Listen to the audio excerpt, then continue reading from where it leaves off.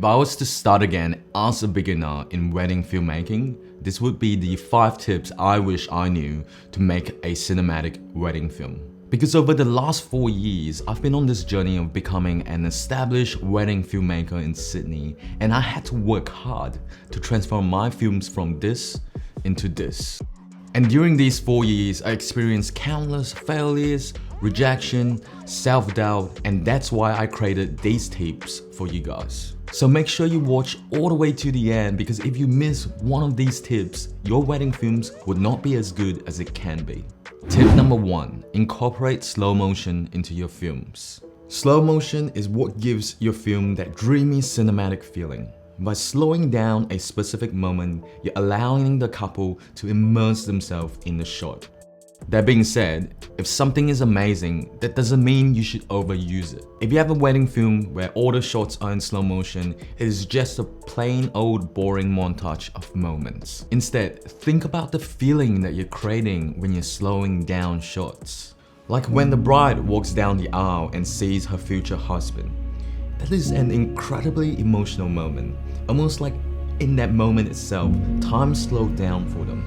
And that's why I love to apply slow motion here.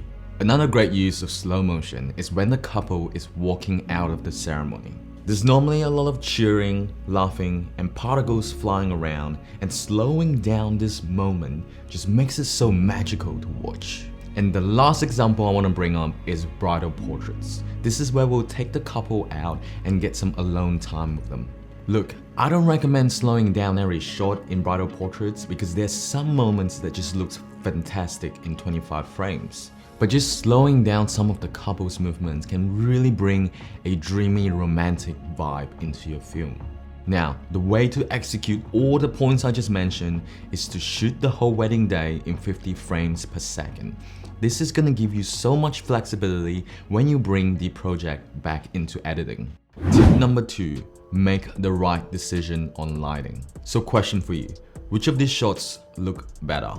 Now all of these shots are shot by me, but you can clearly tell that the shots on one side looks a lot more cinematic than the other. This is because in that moment, I made the correct decisions on lighting. Now obviously I made a lot of wrong decisions, but I'm gonna share my experiences with you so that you can learn the skill fast. Your first step is to look at where the lighting is coming from. Let's start with the prep. Whatever you're shooting, whether it's the details or the bride or the groom, place them right next to a window. Now you want to make sure that they're facing 90 degrees from the window so that one side is facing towards the light and one side is in the shadows. This is how you create depth in your shot. This will give you the most cinematic feel to the shot like you see in a lot of movies.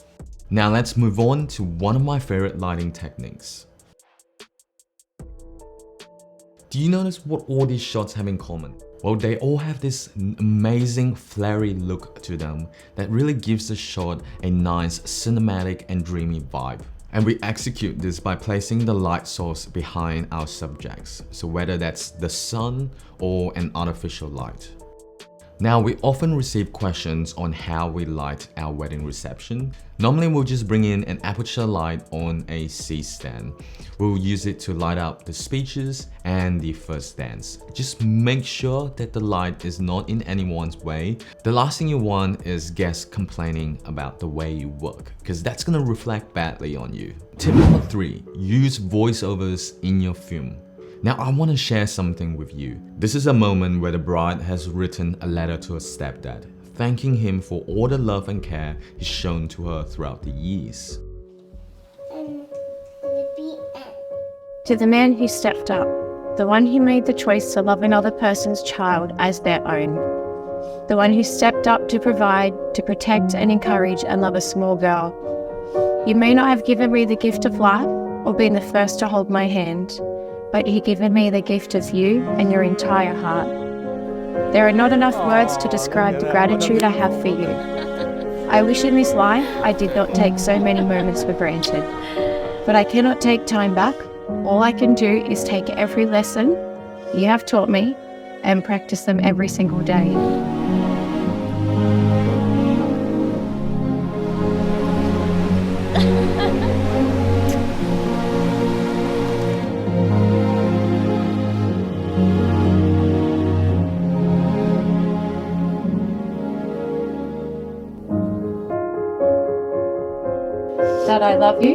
to the moon and back, your little girl. I love you too. Always. Always. Ever grateful. Thank you very much. Can you feel how her voiceover deliver emotion into the film?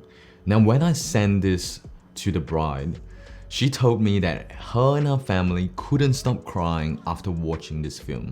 Without this voiceover, there's no way I could have brought this much emotion into the film. It would just end up being a pretty montage. So trust me, this is gonna separate you from the crowd. Here's some ways that we capture voiceovers during our wedding day. Number 1, interviews. We like to do vlog style interviews of the couple during the getting ready phase. Number 2, letter reading. This is where we'll get the couple to write letters to each other or their friends and family and read it out in front of the camera. You're often gonna get a lot of emotional moments from this. Number 3, personalized ceremony vows. This is during the ceremony where the couple is reading their personalized vows to each other. Number 4, speeches. We love to incorporate stories from the couple's friends and family. Tip number 4, movement is key. All of you guys know that on a wedding day, you'll be shooting alongside a wedding photographer. Now you need to understand that as a photographer, the way they direct their couple is really different from how you, as the wedding filmmaker, would direct the couple. Often they'll get the couple to do a lot of still poses, and if you're capturing that, your shots are gonna look stale and boring. You want to get the couple to generate some movements in your shot. It will make your shots look a lot more dynamic and add story behind it. And the number 1 biggest thing that you could do to generate movement is to direct the couple. Let them know if they need to repeat an action. Let them know if you need more movements with their hands or with their fingers. You want to generate a scene where movement feels natural for them. So sometimes I would ask the groom, hey, get some banter on with your groomsmen. And this is where I'm able to get lots of laughters and hugs. During bridal portraits, it's gonna be really useful if you have a list of movements on the top of your head that you could ask the couples to do. My favorite movements are getting them running, getting them to do their first dance, or even getting the groom to pick up the bride and swing her around. And I also have a great one for the bridal party. So I love to do this shot where I get the groomsmen or the bridesmaids to stand a few meters behind the bride or the groom. And when I say 3, 2, 1, I'll get them to run up and give the groom or the bride the biggest hug they could do. This would always create a lot of emotions, laughing, and joy.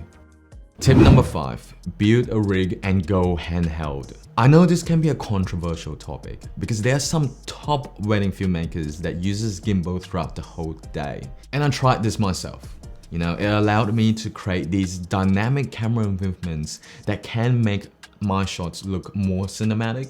But honestly, filmmaker to filmmaker, it ain't worth it. And the biggest reason why is that having a gimbal setup is heavy. And it is so heavy when you're carrying it for the whole day that it's gonna end up breaking your back. Seriously, you're gonna feel like you're 80 by the end of the day. And let me tell you something else. On a wedding day, things are moving so fast. You would have barely enough time to put down your gimbal. And plus, it's kind of immobile as well. It requires you to turn on the gimbal and set up your shot, which is really hard on the gimbal sometimes. And you're likely gonna miss out on a lot of key moments if you're not fast enough. So I do recommend you building out a rig and going handheld. The rig can be as simple as having a cage around the camera, a cheap monitor, and a shotgun mic. With this setup, you'll be super mobile and ready to capture any special moment that pops up. I'm also a big fan of the shakiness of the shots when I go handheld, and I find that really immersive and it brings the audience into the film. Honestly, it's up to your preference and style, but if you don't want to break your back, go handheld. So that's it for today. These are my top 5 tips that you need to elevate your wedding film to the next level. So question for you, what are the 3 things that you learned in this video that you need to implement in your next wedding shoot? And if you're serious about building a successful wedding studio, we are launching a wedding filmmakers kit. This kit will have all our wedding packages, email templates, sales templates, and everything that you need to build a 6-figure wedding studio. If you're new to this channel, click subscribe because we release a new video every few weeks that will take your filmmaking up to the next level. Stay focused.